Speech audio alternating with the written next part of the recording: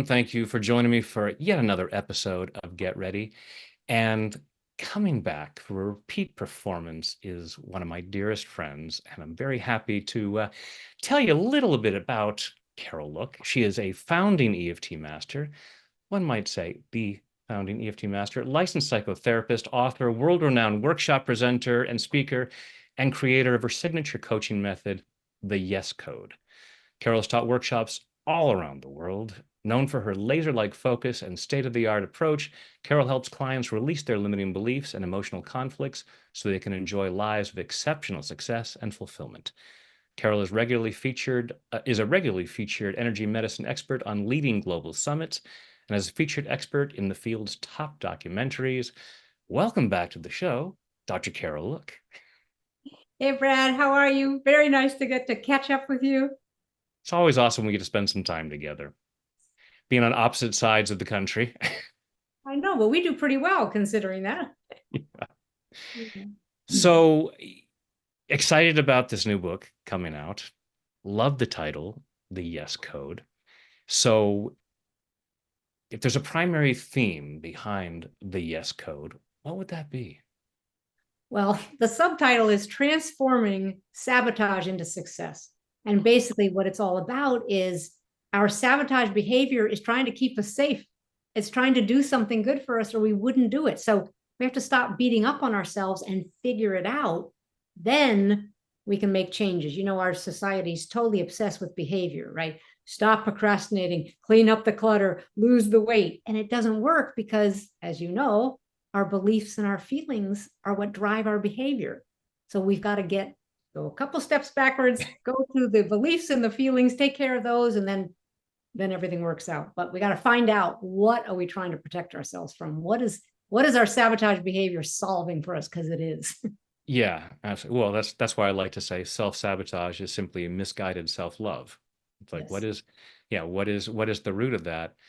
Yeah, and then going through and finding why, rather than just beating yourselves up, being compassionate and going, okay, what is the function of behavior? Part of me thinks it has a good reason for that. Yeah, and it's kind of fun actually to find out. I mean, that's what happened for me, is figuring out, oh, I'm doing these things for a reason. Like, I didn't know that way back when. I didn't know that.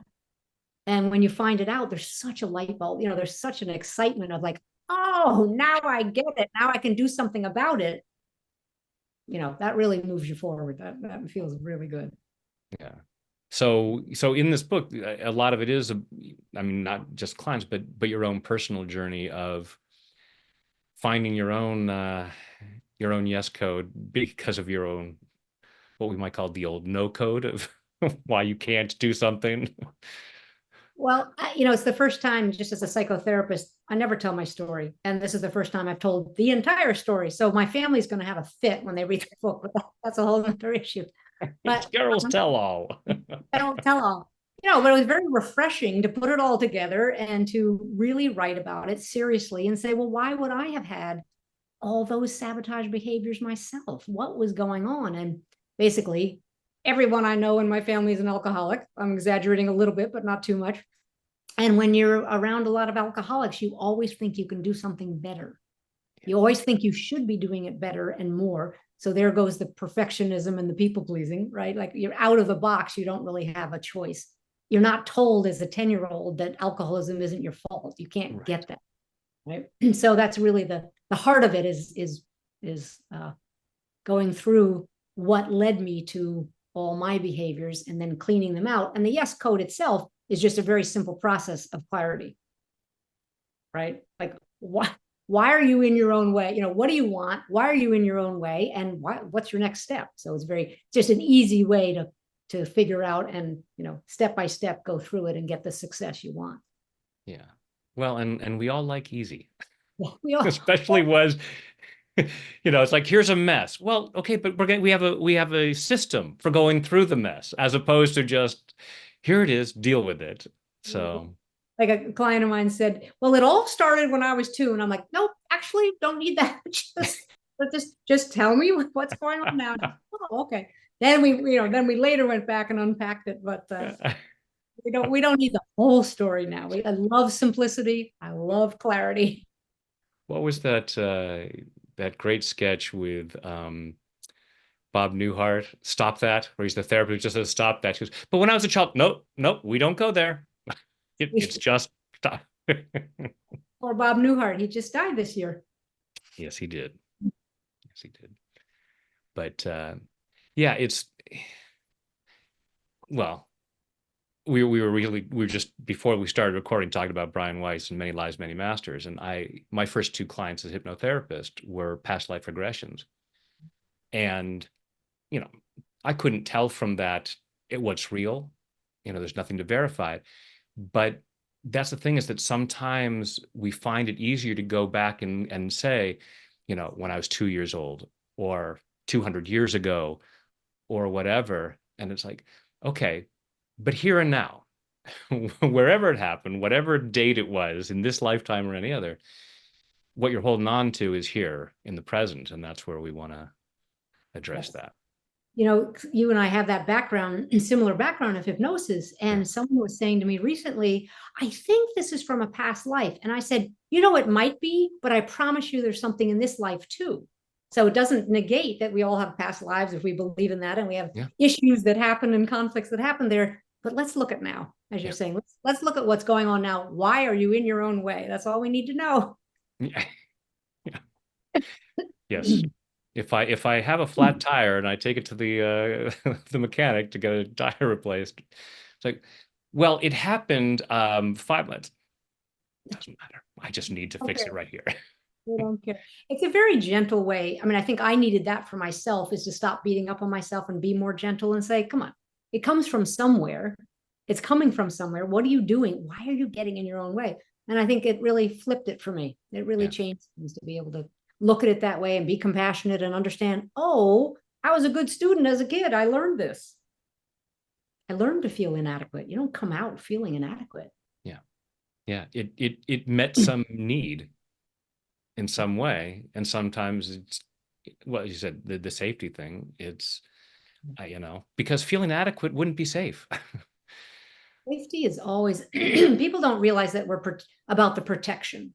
So safety wins hands down every time. So even if it looks bad and people say, this looks terrible, I don't like this, I want success, but I'm doing this other thing. What's the safety issue? There's no safety issue. Keep asking, keep digging, keep asking. And there's always something you're protecting yourself from. Right. Yep. Yep.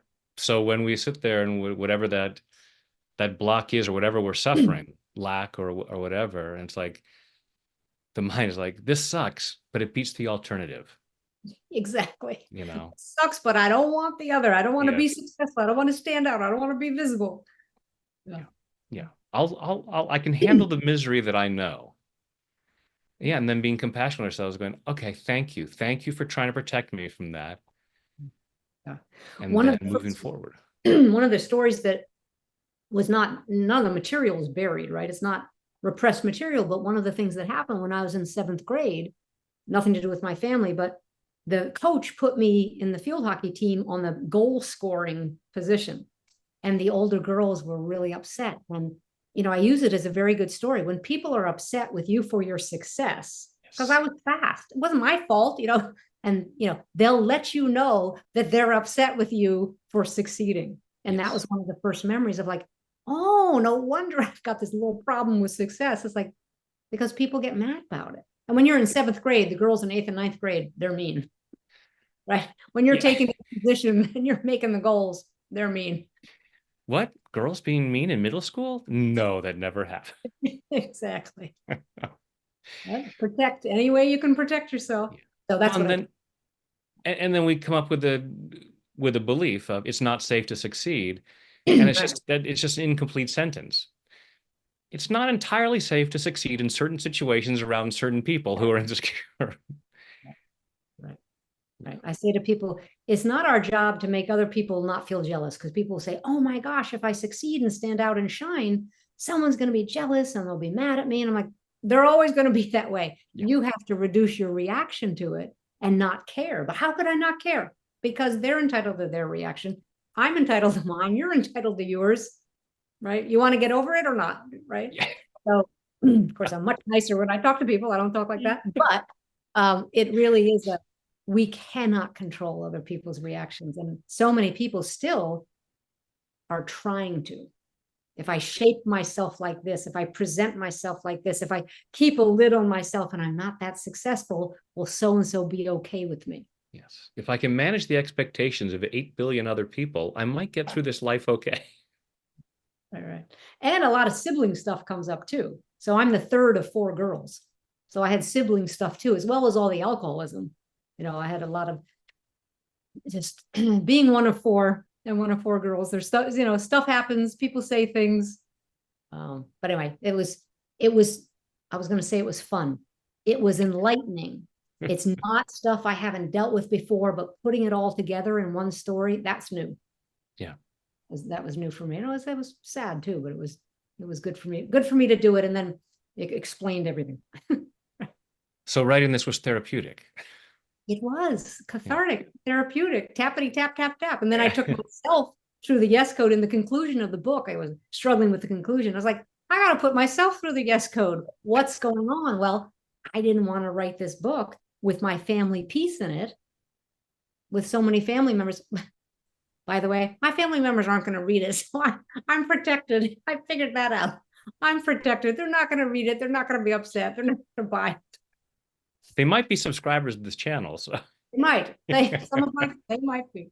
So anyway, that was really important for me to say, why was I blocking myself in this project? So currently, what was I doing? Well, I didn't want to say my whole story, say things about other people, have it be out there, always been protecting that. And then I was like, oh, other people need to hear this. I don't have a dramatic story. I don't have I was talking to someone who's a convicted sober meth head. I don't have a story like that. Mine's very mild by comparison. But my trauma, I talk about trauma a little bit. It's not a trauma book, but my trauma was waiting for the other shoe to drop. yeah. If anybody understands that and goes, oh, yeah, that's not the car accident, the abuse, the something. That's chronic. And that's what basically got my nervous system to this heightened state all the time, eyes wide open, insomnia problems, you name it, because I was always waiting for danger. There wasn't a lot of danger. We were very, very lucky. Could have had a lot more danger with that kind of drinking, but that's what I was waiting for. That's what got into my nervous system. Yeah. Yeah. And I don't doubt that a number of people might be watching this right now and going, oh. Yeah. I know a lot of the trauma work, and you and I have done plenty of it, and people we know, they're looking for the big one. And I think we miss a whole lot of healing that could happen by not looking for the huge event that rocked the world. It's like, what about subtle stuff? Yeah. And that may be one of our self-sabotaging behaviors. Oh, no, I can't look at anything. It's not a huge, unless, lives were lost and this, then it's nothing to look at. And I can just keep that stuff holding me back safely. Right. We can dismiss it then. If it wasn't the biggie, then we can dismiss it. Yeah. Yeah.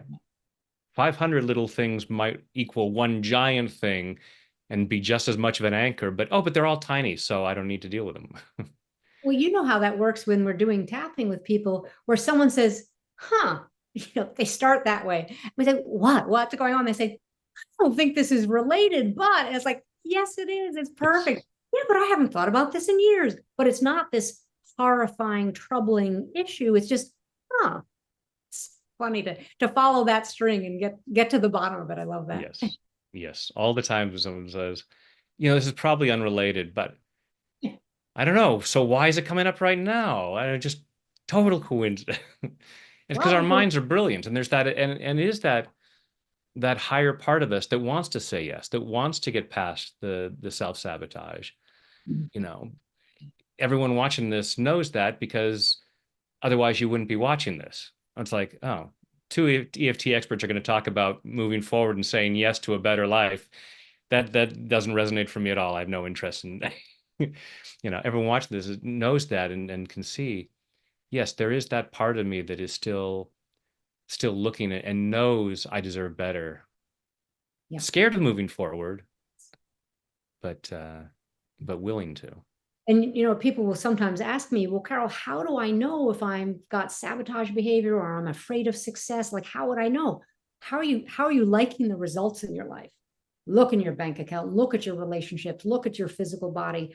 Oh, they say, oh, okay. Because the results, we want results, and our results show us where we are. What are we able to handle? What are our comfort zones? What are our beliefs, right? That feelings and beliefs, behavior, results. So take a look around. How are you liking it? Yeah. Yeah. Well, I was thinking recently of the expression, if you want to know the roots, look at the fruits. What Yes, are the results you're getting? And that's going to reveal a lot about what the thinking is and the beliefs going on underneath.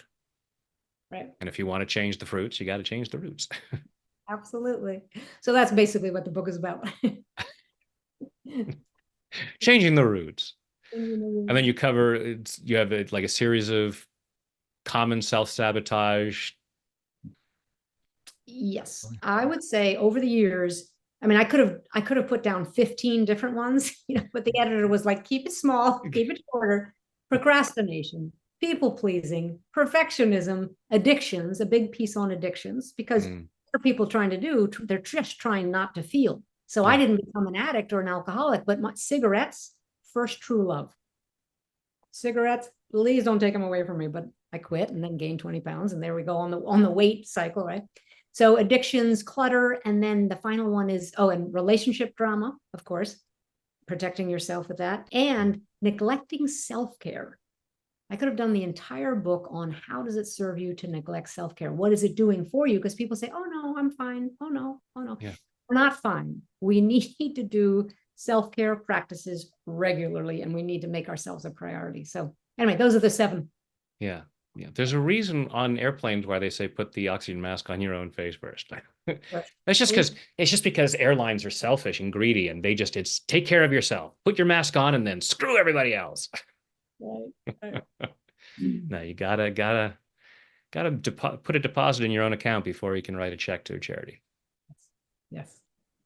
So cool. And then just taking people through those steps to helping them identify what's going on, where how they got there, and then moving beyond that. So I start with saying, where do you really want to be? And, everybody always starts with, here's what I don't want. I'm tired of being broke. Great, understand it, but what would you like instead? Well, I can't stand not being able to go on vacation. Okay. It takes a while. Yeah. And then I ask my favorite questions about, well, what's the upside of staying stuck? What do you mean? Well, there's an upside again, the protection, or you wouldn't do it. Or what's the downside of being successful? Because people come saying, I want success. I want to up level is the word everyone uses. I want to get better at whatever it is, whatever part of their life, but then they're not. So part of the questioning is just saying, we got to start with the right target when we're doing tapping. So you want to know, what are you afraid of? What's really going on? Tapping, then we're doing the clearing, all the clearing. And then it's like, okay, so now that you've done the clearing, now you identified what you want, why you're in your own way, do the clearing. Now what? What's your next yes? Right? And like, oh, well, you can't do it when there's so much noise. You don't know what to do. I didn't know what to do next when there was that much chatter, Yeah. noise. That's Lots why I going love on. doing marathon tapping rounds. Sometimes I'll just sit, like when I'm driving to visit my folks, 2.5 hour drive, I'll tap the entire time. Sometimes I'll just have recorded things so I don't have to think about it. And I show up and I just feel awesome. It's like, because I've cleared out so much, and ideas come up because it's that stress that we're carrying stops us from seeing those things. And the resistance, if I had a nickel for every time I said, well, why are you resisting, greater success, greater wealth? I'm not. No, I totally want more money. So if I were to follow you all day long and see your daily activities, I would see you doing everything you could to increase your money and, spend wisely. And it's like, well, no, but it's not resistance. It's Life, right? Life gets in the yeah, way. life. Oh, yes, The buts, devil right? made me do it. Yes, buts. And again, look at your behavior, look at the results, what's going on, and be gentle. By all Yeah. means, be gentle with yourself. I mean, that boy, I did not come by that naturally to be gentle to myself. But you learn some compassion along the way. Yeah. Self. That's so key, the compassion part, because we're so trained to beat ourselves up for getting something wrong, Yeah. you know. Oh, you're smoking, you're in debt, you're overweight, you're this, and beat the person up, and beat yourself up. And if I can just shame myself enough, I was talking to somebody just yesterday about an addiction program, and they're saying, so what you need to do is imagine yourself 25 years from now if you don't change this, and how diseased you'd be, and how everything that's that, and the shame. And I'm like, if shame worked, we would all be healthy multimillionaires. Yeah. It's a technique, right? People use that as a technique to get people motivated, and it doesn't work, right? Right. But we've been Motivate. doing it for so long that it's just we don't know. And so it's being able to let go and go. It kind of reminds me of the quote from Desmond Tutu, where he said, at a certain point we have to stop pulling people out of the river and go upstream and find out why they're falling in. Instead of getting upset about the behavior, let's go back and find what is the function of the behavior, and why am I sabotaging? Yes. And then coming from my family, one of the rules, unspoken, of course, was not don't ask for help. Don't tell anybody else what's going on, and don't ask for Yes. help. So you come out of that with all the issues anyway, and then you're taught at a very young age, you can do it by yourself. You can do it. Don't go out, don't go to aunt and uncle, don't go to somebody else and tell them what the chaos is going on inside. And it gets very complex very soon, very Yeah. quickly. Yeah. All that shame and all that need to hide. And yeah, hard to get to yes from that. Yes, exactly. Lots of yes buts, as I would say. Tons of yes buts in there. Yes, but no. So, well, I'm excited to see what you do now, having gone through this process of writing this book and discovering that, because you've been awesome in the 20, almost 25 years that we've almost known each other. Ooh. Are we that old? Sorry, brush my hand through my gray hair. Um, we were such kids back then. But you've been awesome this whole time. And it's like, ooh, now that you found these things, that it's like, oh, that was holding back. I'm excited to see what comes from that, and excited for the folks who are going to go through this book and take advantage of your process and set themselves even more free. Thank you.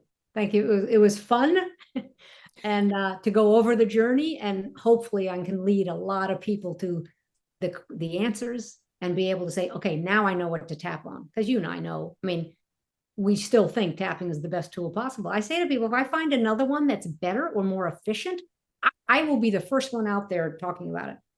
Not yet. Haven't found Not anything. yet. 25 years and we're still doing tapping because it works. And the research keeps Yeah. building, and it's like, and yeah, so Love that. awesome. Yeah, fun. Awesome. Well, thank you for being who you are and doing what you do. And And to you, my friend Brad. Thank you.